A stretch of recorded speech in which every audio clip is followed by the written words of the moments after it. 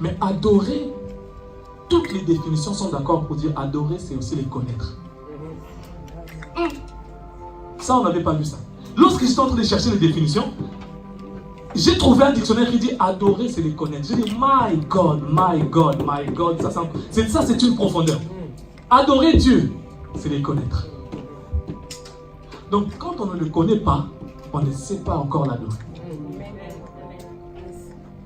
Jusqu'à ce que nous cherchons à les connaître.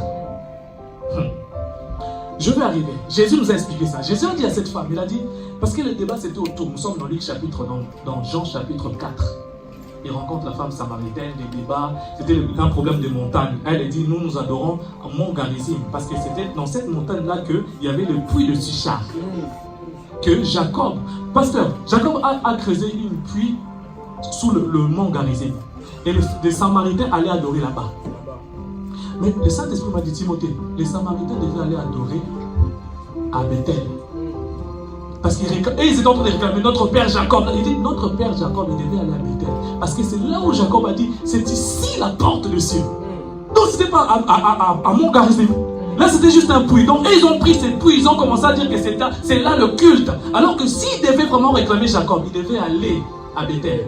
Là où Jacob a vu Dieu. Là où Jacob a vu les anges monter et descendre. Et Dieu était. Et il a dit, ces lieux étaient redoutables. Mais moi je ne les connaissais pas. Et le débat c'était sur le lieu d'adoration. Et Jésus arrête le débat. Il dit, la femme, tu ne connais pas l'histoire. Tu n'es pas une femme prophétique. Il dit, vous adorez ce que vous ne connaissez pas. Nous adorons ce que nous connaissons. Et là, Jésus définit l'adoration. Il met la base. L'adoration, c'est la connaissance de Dieu. Oh, ah bon? C'est pas l'expression de nos lèvres. Nous sommes arrêtés seulement là. Seigneur, je t'adore, je te loue, je te glorifie. Tu n'as pas encore commencé à adorer. Seigneur, je t'exalte. Tu n'as pas encore commencé. Seigneur, parce qu'adorer, c'est lorsque tu es en train de trouver Dieu dans les Écritures. Avance comme ça. La dimension prophétique, c'est que lorsque tu commences à adorer Dieu prophétiquement au travers des Écritures. Regardez, je vous emmène dans un voyage. My God, je vais prendre à peu près 30 minutes et après nous allons adorer jusqu'à ce que nous terminons. Karabasaka. Regardez, dans Apocalypse chapitre 13, le verset 8, l'adoration a commencé là. Pourquoi nous parlons de l'adoration prophétique? Parce que l'adoration a commencé au ciel. L'adoration n'est pas quelque chose qui vient de la terre. L'adoration a commencé au ciel. Parce que l'adoration appartient à Dieu. C'est l'exclusivité de Dieu. L'adoration, c'est quelque chose qui est propre à Dieu. Alors, regardez ce que la Bible dit. Dans Apocalypse chapitre 13, verset 8. Et tous les habitants de la terre l'adoreront, ce dont le nom n'a pas été écrit dès la fondation du monde, dans le livre de vie de l'agneau qui a été immolé.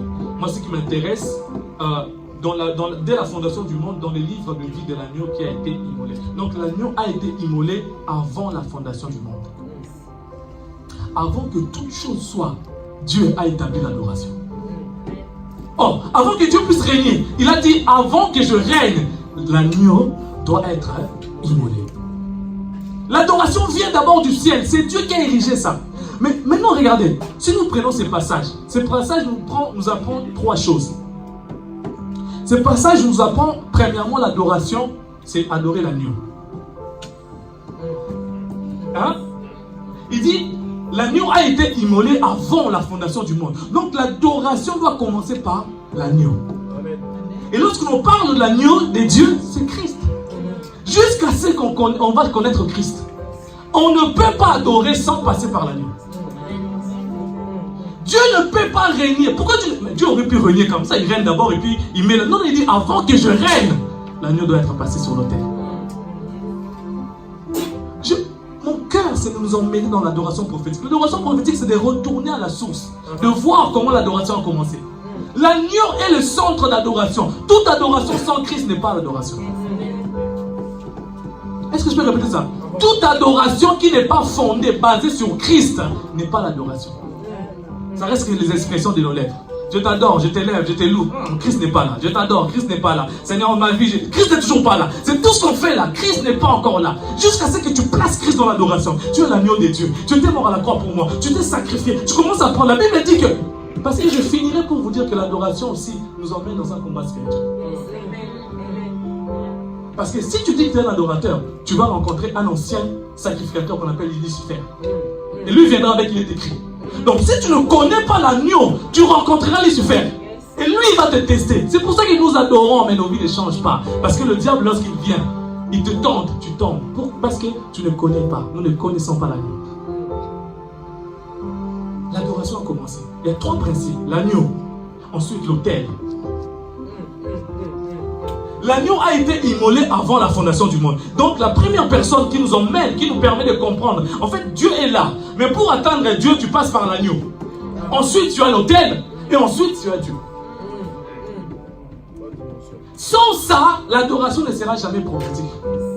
Ça restera seulement l'expression de nos lèvres. On dort, on pleure, on pleure, on pleure. Et quand on a fini, on est sur la même personne. Et on le fait, ça fait des années qu'on le fait. Les années passent. 10 ans dans la vie chrétienne, 15 ans dans la vie chrétienne, 20 ans dans la vie chrétienne. Rien. La même adoration. L'adoration. Le Saint-Esprit me dit, Timothée, tu dois répéter. Lorsque vous parlez du prophète, on parle trop du prophétique. Le prophétique est simple, c'est la vie de l'esprit. Mais il n'y a pas le prophétique sans la dimension de l'adoration. Mais il n'y a pas l'adoration sans mettre l'agneau en avant. L'agneau doit être dedans placé. C'est pour ça que je disais que quand nous venons à l'adoration prophétique, on ne vient pas pleurer. Seigneur, ma vie, mon mariage. Non, l'adoration, ce n'est pas pour pleurer. Pendant l'adoration, on ne demande pas. Parce que c'est l'exclusivité. C'est l'exclusivité de l'agneau. Je parle de quoi? Je parle de la rencontre de l'époux. Parce que l'agneau est devenu plus tard l'époux. Mais nous allons aller vers lui. Mais avant que nous arrivons vers lui, il y a d'abord le cheminement. L'étape. Mettons l'agneau au centre de l'adoration. Et ensuite, nous passons par l'autel. Hein? Lorsqu'on cherche à connaître l'agneau, puisque l'agneau est passé aussi à l'autel. Son autel à lui, c'était à la croix. Il a versé son sang. Alors, Romains chapitre 12, verset 1. Come on, avance.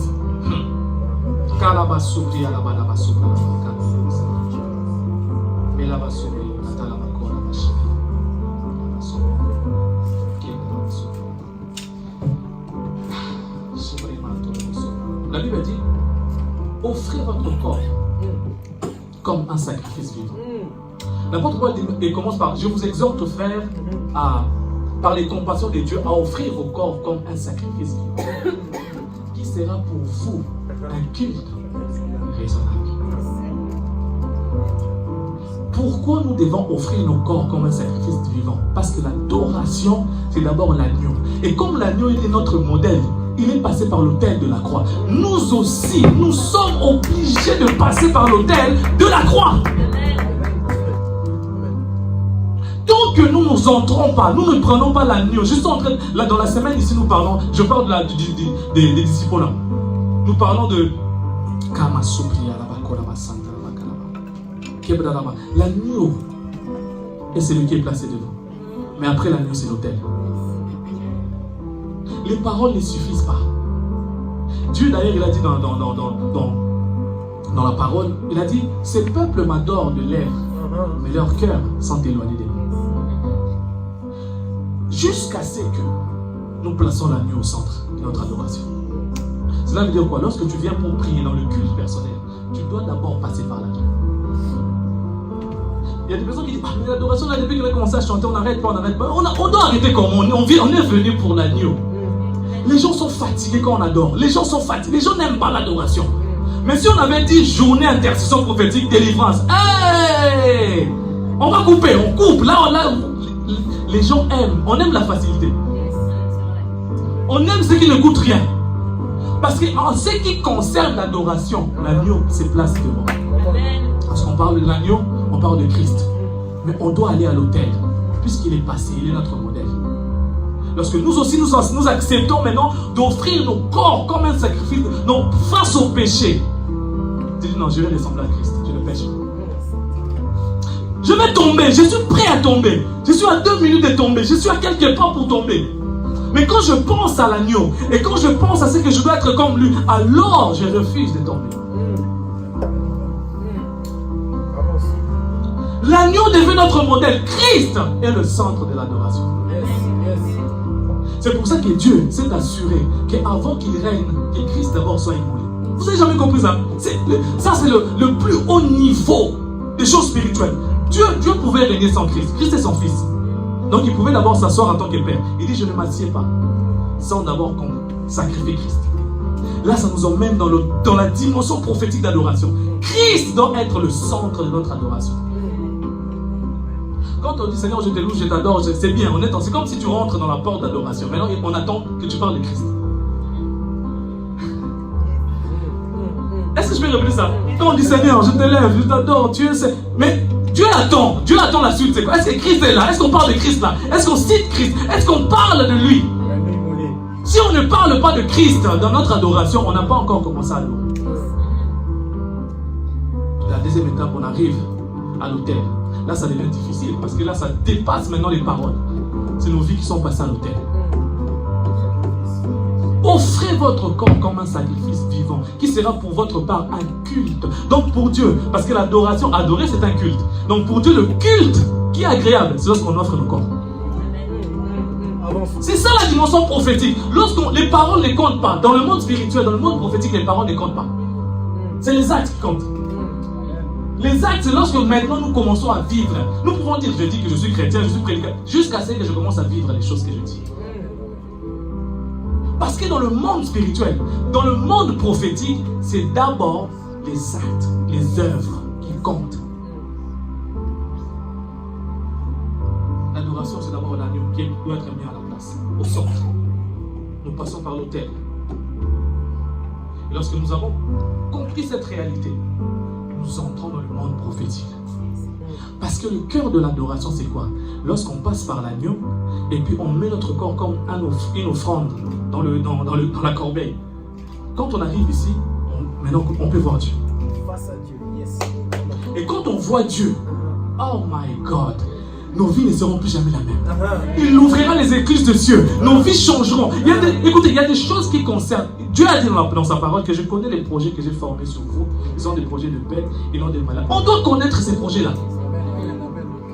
Pasteur, parfois on vit notre vie comme ça sans connaître les projets. Non, Dieu a des projets. Nous, on doit connaître ces projets. Mais comment? C'est lorsque nous allons dans la plateforme d'adoration. On passe par l'agneau, on met notre corps comme un sacrifice vivant et là, nous commençons à rencontrer Dieu. Lorsque tu rencontres Dieu, tu seras comme Jérémie dit, lorsque tu étais encore petit dans le ventre de ton père, je te connaissais. Je t'avais établi un prophète. Jérémie avait sa vie, ses projets, ses études, tout ce qu'il voulait faire. Mais Dieu avait un projet pour lui. Mais les projets, là, il faut le savoir dans le lieu d'adoration. Le lieu des rencontres. 3 choses éléments. L'agneau, le centre de l'adoration. Notre vie qui passe par l'autel. Et là, nous pouvons voir Dieu. Mais regardez quelque chose qui se passe dans la Bible.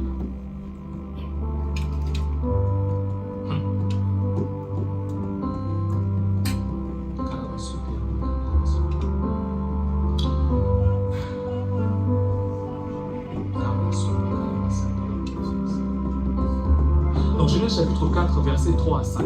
Regardez, quelque chose qui peut nous aider à comprendre maintenant l'adoration.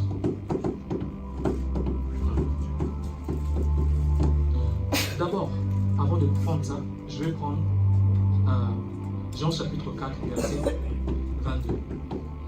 Le Saint-Esprit m'avait dit, parle de l'adoration, une dimension d'adoration qu'on ne connaît pas. C'est la connaissance de Dieu. Regardez, on va aller. Jésus est en train de faire ce débat-là. Jean chapitre 4, c'est toujours l'histoire de Jésus avec cette femme, la femme samaritaine. Jésus dit à cette femme-là, parce que le débat c'était, voilà, donne-moi de l'eau, et puis on avance, on connaît cette histoire-là. Ils sont devant, en dessous. Il y avait le puits de Sichem, il y avait le mont Garizim. Il dit, vous adorez à Jérusalem, dans le temple, nous on adore ici, parce que notre père, Jacob, avait creusé cette puits. Le Saint-Esprit m'a dit, mais ils auraient dû aller adorer à Bethel. Parce que c'est vraiment là-bas que Jacob avait rencontré Dieu. Donc ils sont en train de réclamer un lieu de culte alors qui n'a aucune représentation spirituelle. Et Jésus essaie d'aider cette femme. Il dit, bon écoute, où est ton mari? Il dit, j'ai pas de mari. Heureusement que tu n'as pas de mari. Même celui avec qui tu vis là, le 5e même n'est pas. Il dit, mais je sais que tu es un prophète. Il dit, voilà, maintenant je vais t'emmener. De dire que je suis un prophète, ça ne suffit pas. Je dois te conduire. Comment savoir que je suis prophète? Donc je t'emmène dans le milieu de l'adoration.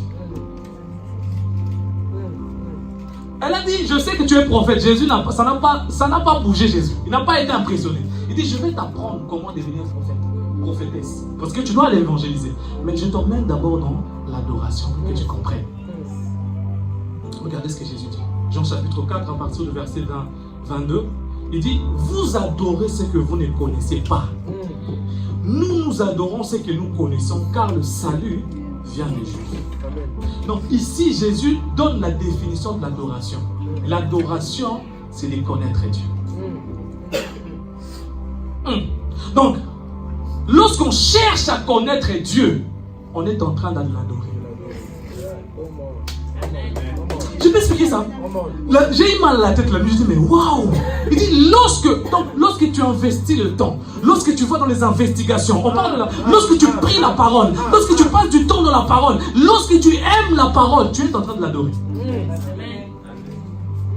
Oh my God. Lorsque tu investis des heures et des heures à comprendre un verset biblique, à méditer dans la journée, on nous a prêché dimanche, je n'avais pas compris. Tu prends le temps de méditer, tu lis là, tu es en train de l'adorer. Oh my God, Jésus dit, c'est normal, parce que nous adorons aussi un Dieu que nous connaissons pas.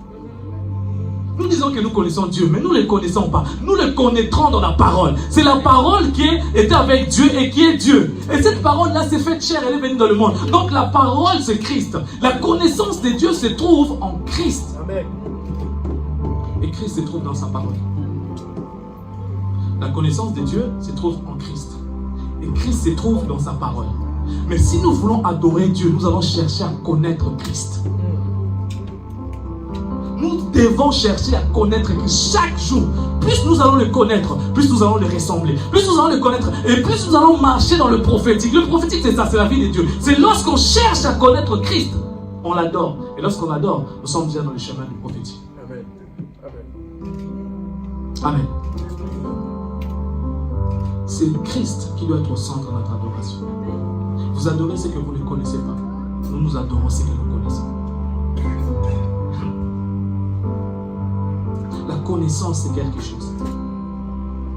Donc,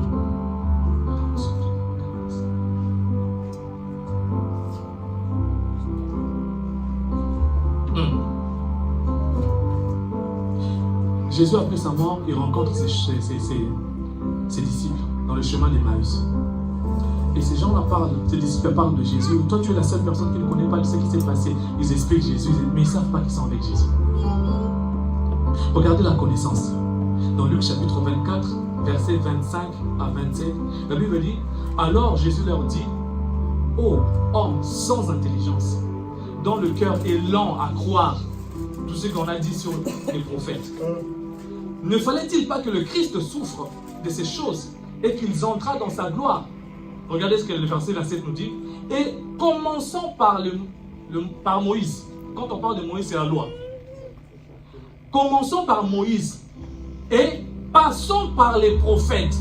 Il leur expliqua dans toutes les Écritures ce qui le concerne. Donc il a pris le livre de Moïse, le 5 livres, le Pentateuque. Il a pris la loi.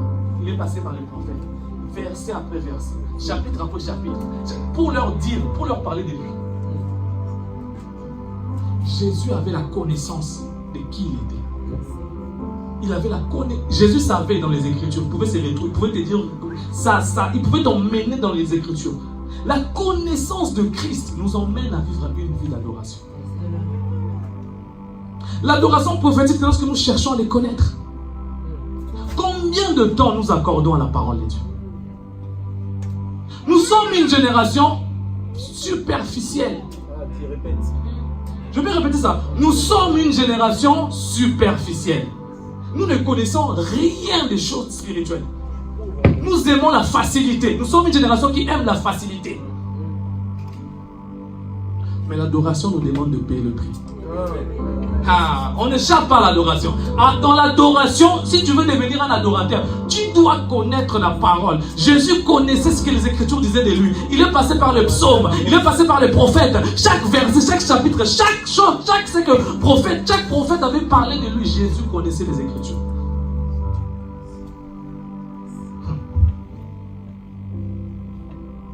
Un adorateur est un homme qui aime la parole. Vous avez vu maintenant, nous adorons, nous disons que nous sommes des adorateurs. Nous sommes très loin d'être des adorateurs. Nous nous sommes arrêtés à l'expression de nos lèvres. Pour nous, quand c'est mon Seigneur, je t'adore. Merci Seigneur, je t'adore. On s'arrête là. Pour nous, nous sommes arrêtés, c'est moyen. Or, ça c'est l'entrée, la porte d'entrée pour l'adoration. Un adorateur doit connaître Dieu. Les Écritures, c'est quelque chose. Notre vie ne peut pas changer sans la connaissance des Écritures. Les jours où on dit enseignement à l'église, les gens ne viennent pas. Les gens, ils attendent seulement dimanche pour venir adorer. Les gens prennent leur Bible à l'église et puis quand nos Bibles s'ouvrent, si les Bibles pouvaient parler, un jour la Bible parlera devant Dieu. Mais nous parlons d'adoration. Nos Bibles souffrent parce qu'on les ouvre, on ouvre nos Bibles seulement à l'église. Les dimanches. Et puis nous disons que nous sommes des adorateurs. Non, nous sommes très loin, très très loin. Nous ne connaissons rien des choses spirituelles. Parce que la Bible a dit la foi vient de ce qu'on entend et de ce qu'on entend vient de la parole de Christ. C'est la parole qui nous emmène à connaître Christ. C'est la parole qui nous fait de nous des adorateurs. C'est la parole qui nous montre. Regardez avec moi, je vais vous expliquer quelque chose. Dans Genèse chapitre 4, versets 3 à 5, la Bible nous parle de l'adoration. Deux enfants de Caïn et Abel, deux enfants de Adam et Ève, ils ont voulu offrir à Dieu. Ah, là maintenant les choses commencent là. Ils ont marché avec Dieu, leur père a été banni de la présence de Dieu, ils ont décidé d'offrir. Ce qui concerne l'adoration touche le cœur de Dieu. Dieu dit, je vais voir maintenant comment ils vont offrir. Oh my God.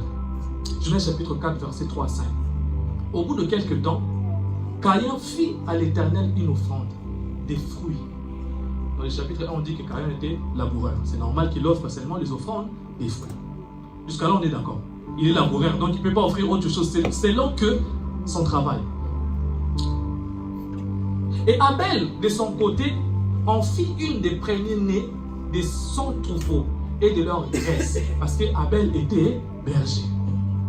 C'est tout à fait normal que Abel offre aussi le fruit de son troupeau.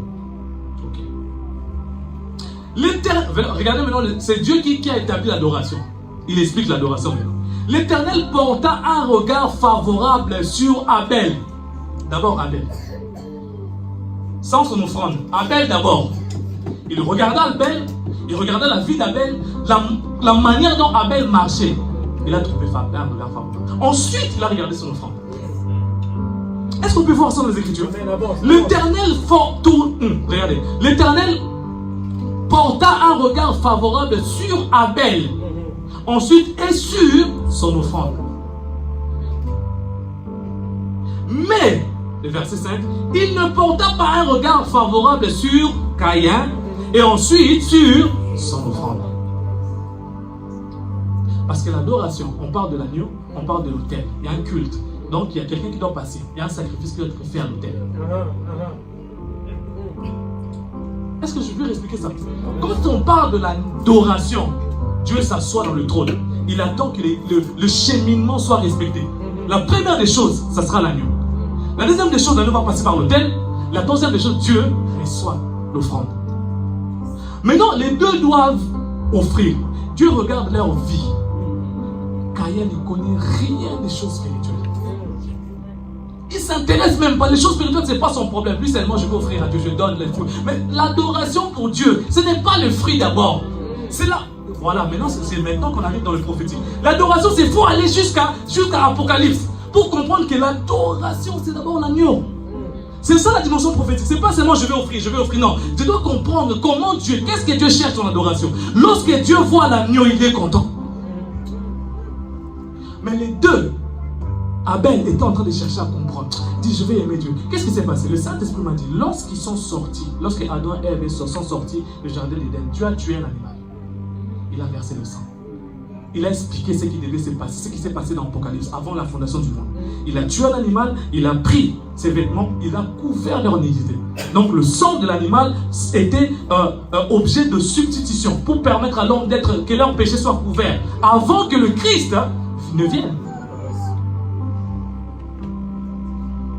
Donc, Adam et Ève ont parlé ils ont dit à leurs enfants, Dieu, si tu veux l'offrir, c'est le sang.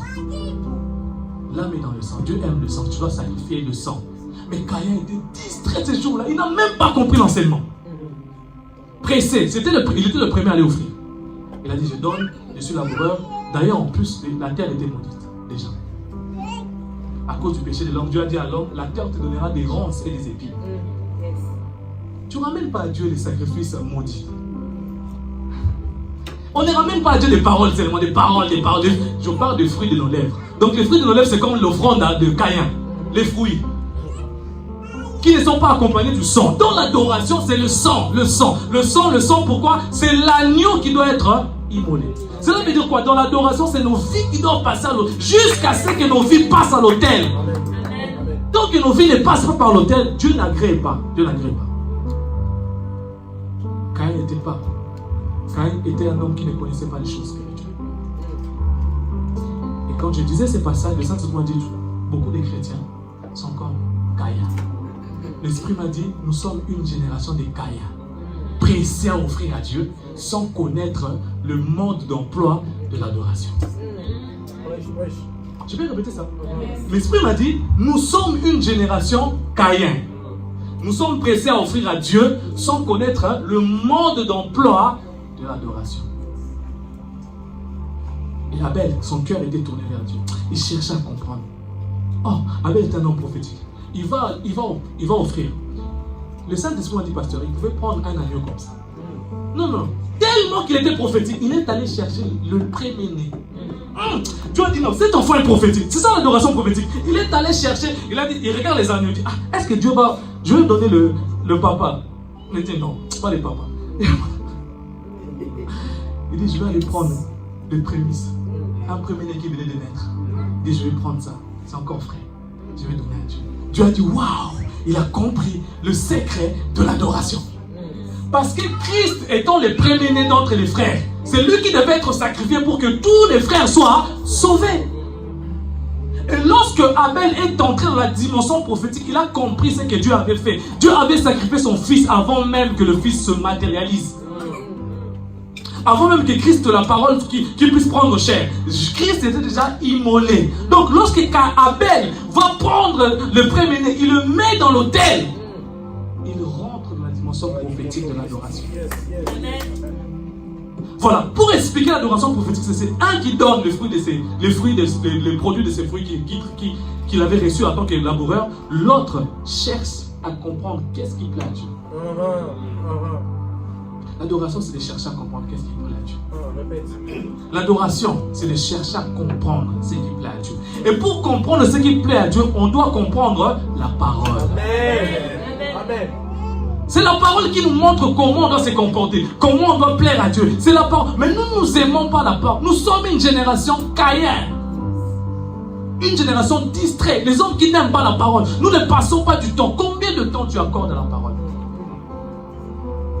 Combien de temps? Combien de temps on accorde Internet, Facebook, Instagram, tous l'autre Snapchat, je ne sais pas c'est quoi là. Combien les gens passent toute leur vie à exploiter leur vie. Mais la parole nous attend. La parole nous attend. Et nous disons que nous sommes des adorateurs. Nous sommes une génération Caïn. Mais aujourd'hui, Dieu nous fait grâce de comprendre le cheminement de l'adoration. Les fruits de nos lèvres, c'est la première porte qui nous emmène. Dieu veut que nous puissions quitter. Nous devenons des adorations prophétiques. Parce que le but, c'est de trouver Christ dans chaque adoration, dans chaque offrande que nous emmenons. C'est que Dieu doit trouver Christ. Si Christ n'est pas dans notre adoration n'est pas fondée. Et les gens qui adorent le Seigneur, je t'adore, et dans mes souffrances, tu es là. Oh, toi, tu mélanges les souffrances et Dieu en même temps. Dans mes souffrances, je suis là. Dans ma maladie. Attends, tu mélanges. L'adoration, c'est Seigneur, tu étais mort à la croix pour moi. Tu as versé le sang pour moi. Même si je suis malade dans mon corps, mais je regarde à la croix, je vois le sang qui a été versé. Et parce que tu as versé le sang, je crois que je suis guéri. Parce qu'il est écrit, c'est par ce meurtrissure que nous avons été guéris. Amen. C'est ça l'adoration. C'est pas dans mes problèmes, dans mes souffrances, Dieu est quand même Dieu. Non. La connaissance de l'adoration, c'est lorsque nous connaissons les Écritures. Je suis en train d'aller vers la fin parce que nous allons adorer un peu et nous allons prendre petit dit quelque chose qu'on a réservé pour nous. Pourquoi maintenant il faut connaître? Le cœur de cet enseignement, c'est l'adoration, on doit connaître. L'adoration, c'est la connaissance de Dieu. C'est Jésus qui a mis les fondements sur l'adoration. Il dit, vous adorez ce que vous ne connaissez pas. Nous adorons ce que nous connaissons, car le salut vient de Dieu. Il est important de connaître la parole. Avant d'aller à la fin, regardez. Dieu va appeler Abraham, nous sommes dans Genèse chapitre 12. Il dit, quitte ton pays, ta patrie, va dans le pays où je te montrerai. Abraham quitte ces lieux, mais Abraham ne connaît pas Dieu. Parce qu'Abraham a adoré plusieurs dieux. Dieu s'est révélé à lui comme éternel. Donc l'éternel, c'est large. Les dieux qui disent éternellement, c'est très large. Abraham avance dans Genèse chapitre 14. Lorsque Dieu lui donne la victoire contre le roi de Kedorlaomer, parce qu'il était allé sauver, le roi de Kedorlaomer a pris Sodome et Gomorrhe. Donc il y avait Lot qui était là-bas. Il est parti avec 318 personnes pour délivrer Lot. Dieu lui a donné une délivrance spectaculaire. Et qu'est-ce qu'il fait? Dans son retour, il rencontre Melchisedec. Oh my God, un personnage. Si je dois parler de lui, c'est toute une semaine. Qui est? La Bible a dit, dans Hébreux chapitre 7, on dit Melchisedec était semblable. Il a été rendu semblable à Christ. Abraham, tu marches avec Christ, tu marches avec Dieu, mais il faut que tu comprennes qui est Dieu. Lorsqu'il rencontre Melchisedec, Melchisedec dit, je suis le sacrificateur de Dieu très haut. C'est ce qu'on appelle El-Elyon. Donc le Dieu que tu sers s'appelle El-Elyon. Donc Abraham commence à avoir une autre connaissance. Il dit non, moi je connaissais Dieu seulement comme étant éternel. Mais Melchisedec m'a dit que le Dieu que je sers s'appelle El-Elyon, le Dieu très haut. Quand on lui montre, on lui met dans la dimension de El-Elyon, c'est la dimension du Créateur. C'est lui qui est au-dessus de toutes choses. C'est lui qui regarde toutes choses dans une perspective du ciel. Mais Dieu ne le laisse pas comme ça. Abraham avance encore. Dans Genèse chapitre 17, verset 1, Dieu dit, marche devant ma face, sois intègre, car je suis le Tout-Puissant. Je suis El Shaddai. Tu dois connaître, nous devons connaître Dieu, nous devons avoir une révélation personnelle de Dieu. Adorer Dieu, c'est le connaître. Alors maintenant, pourquoi nous devons connaître? Parce que tout adorateur de Dieu doit faire face à un ancien adorateur, un ancien sacrificateur qu'on appelait Lucifer. Ok, Luc chapitre 4. On va prendre ça en matin. Aujourd'hui, nous avons juste introduit. Nous aurons d'autres séries d'adoration prophétique où nous parlerons. J'aurais aimé vous parler comment voir dans l'adoration, aller dans une dimension de voir. Mais nous allons d'abord mettre des bases, mettre des fondements, connaître d'abord Dieu dans les Écritures. Parce que c'est la connaissance qui nous emmène à contempler, dans la contemplation et à voir. Dans Luc chapitre 4, Luc chapitre 4, le verset 1, la Bible dit, Jésus rempli du Saint-Esprit revint du Jourdain et il fit conduire. Écoutez bien, soyez attentifs avec nous, nous sommes en train de terminer. Jésus rempli du Saint-Esprit revint du Jourdain et il fit conduire par l'Esprit. Écoutez cette précision. Jésus fut conduit par qui? Par l'Esprit. Pourquoi? Dans le désert où il fut tenté par le diable. L'Esprit savait que Jésus devait aller dans le désert pour être tenté par le diable. Pour attester s'il est vraiment la parole. Pour attester sa dimension de la connaissance de la parole. Puisque lui-même était la parole incarnée. Mais le diable devait tester ça. Donc si le diable est venu tenter Jésus dans la parole, il dit nous autres.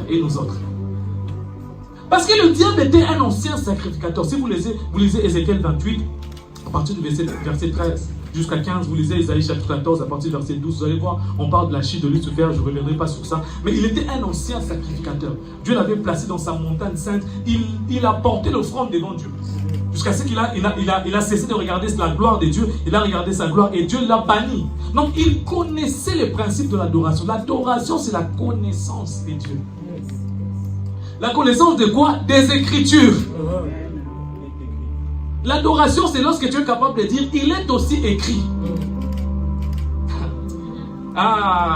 Donc quand le diable dit, il est écrit. Écoutez, toute vérité qui sort de la bouche du diable est un mensonge. Toute vérité, c'est une vérité biblique. Par exemple, il ordonnera à tes anges de te garder, c'est le psaume 91, verset 11. C'est une vérité biblique. Mais comme ça sort dans la bouche du diable, pour pousser à Jésus de tomber, ça devient un mensonge. C'est pas la parole qui est un mensonge, mais parce que le diable prend avec sa ruse. La ruse, c'est une sagesse satanique. Il prend la parole, il déforme le sens. La parole hors contexte. Il sort la parole de son contexte. Et il vient présenter à Jésus. Mais Jésus aussi la parole. Il a dit, mais non, tu adoreras que l'Éternel ton Dieu. Tu me pousses à adorer. Tu veux que je tombe dans le filet de l'adoration. Je ne tomberai pas parce que je connais ces choses. La connaissance des Écritures. Lorsque nous cherchons à connaître, nous devenons des adorateurs. Le verset 2. Où il fut tenté par le diable pendant 40 jours. Et ne mangeant rien durant ce jour-là. Et après qu'il fut écoulé, il a eu faim. Les 40 jours est fini. Le diable est venu. Le diable lui dit, si tu es fils de Dieu, ordonne à cette pierre qu'elle devienne du pain. Ordonne à cette pierre qu'elle devienne du pain. Jésus était déjà le pain de vie. Il n'avait pas besoin de montrer qu'il... Il n'avait pas besoin d'expliquer au diable. Il était lui-même la manne qui est descendue du ciel. La parole incarnée. Il n'avait pas besoin d'expliquer, de prouver au diable. Le diable dit, prends cette pierre. Ça veut dire que, montre-moi la dimension du pain. Il dit, mais je suis moi-même le pain. Jésus, c'est lui qui a nourri les enfants d'Israël dans le désert. Je suis la parole incarnée. Donc, je n'ai pas besoin de te montrer. Jésus lui dit, regardez la réponse de Jésus. Il dit, l'homme ne voit pas seulement du pain. Parce que l'homme ne doit pas vivre seulement du pain. Le matériel. Toi, tu veux que je prenne ça, c'est le matériel. Je prends la pierre, je le transforme. C'est le matériel. Lui dit non, l'homme ne s'arrête pas au matériel. Mais l'homme doit vivre de toutes les paroles qui sortent de la bouche du Seigneur. Ordonne à cette pierre qu'elle devienne du pain. Jésus lui répondit, il est écrit, l'homme ne vivra pas du pain seul. Le diable, l'ayant élevé, lui montra dans un instant tout le royaume de la terre. Et il lui dit, je te donnerai toute cette puissance et la gloire de ces royaumes, car elle m'a été donnée et je la donne à qui je veux. Et là, quand Adam a péché, lui il a récupéré la gloire. Et si donc tu te prosternes devant moi, elle sera toute à toi. Or, Jésus est la parole qui s'est faite chair, qui est au commencement avec Dieu, qui a créé toutes choses. Mais lorsqu'il est dans la dimension de la chair, le diable veut maintenant le pousser à l'adorer. Est-ce que vous comprenez? Donc, il y a un combat des adorateurs. Quand on dit qu'on est des adorateurs, on doit rencontrer le diable devant nous. Le diable viendra toujours à tester notre niveau d'adorateur. Mais comment nous allons vaincre le diable? C'est avec les Écritures. Jésus a dit, vous adorez ce que vous ne connaissez pas. La connaissance de Dieu dans les Écritures. La dimension prophétique d'adoration, c'est lorsque nous connaissons les Écrits. Nous sondons, nous plongeons nos regards. Le diable vient tous les jours nous tenter dans les mauvaises pensées. Nous tombons tous les jours dans les mêmes péchés. 10 ans, c'est toujours les mêmes péchés. L'épidicité, la masturbation, les mensonges. On tourne toujours parce que nous ne sommes pas encore là des adorateurs. Mais si nous allons commencer à chercher que nos vies, que nous puissions plonger notre regard dans la parole, elle nous transforme. Nous sommes comme devant le miroir. Nous regardons, nous contemplons l'Éternel. Nous sommes transformés à la même image. Lorsque nous lisons la parole, nous commençons à être transformés par la parole. Et le diable viendra. Il vient tous les jours par les pensées. Il doit attester. Chaque jour, le diable atteste si nous sommes des adorateurs. Le verset 6. Et il lui dit, je te donnerai toute cette puissance et la gloire de ce royaume, car elle m'a été donnée. Je la donne à qui je veux. Verset 7. Si donc tu te prosternes devant moi, elle sera pour toi. Le verset 8, Jésus lui répondit, il est écrit, tu adoreras le Seigneur ton Dieu et tu le serviras lui seul. Oui, l'adoration est attachée au service. Au départ, j'avais parlé de ça. Donc, même si tu veux me donner le royaume, la royauté, je refuse de te servir. Parce que mon adoration, c'est de servir Dieu. Oh my God, on a proposé la richesse parce qu'il était dans la dimension de la chair. Il était un homme, il était 100% homme et 100% Dieu. Donc dans la dimension de homme, il avait besoin de la gloire et de la richesse. Mais il a dit, je refuse de prendre la gloire, c'est le diable. Je refuse que tu me donnes la gloire parce que là, il est écrit, tu ne donneras que l'Éternel ton Dieu et tu le serviras lui seul. L'adoration, c'est pour ça au début je disais, l'adoration c'est le service aussi. Notre capacité de servir Dieu nous emmène dans une dimension prophétique. Lorsque le diable viendra, il nous trouvera dans le service. Lorsqu'il vient te réclamer avec la maladie, il est écrit, tu serviras l'Éternel. Il éloignera la maladie loin de toi. Oh mon Dieu. Lorsqu'il vient te frapper pour la maladie, il te trouve dans le service. Dieu dit, tu serviras l'Éternel. Il bénira ton père et tes os. Il éloignera la maladie loin de toi. Pourquoi tu le sers? Parce que tu l'adores. Et parce que tu l'adores, il ne permettra pas que tu sois malade. Il ne permettra. C'est pour ça que nous, les serviteurs, on n'est jamais malade. Vous imaginez le pasteur malade pendant 1 mois.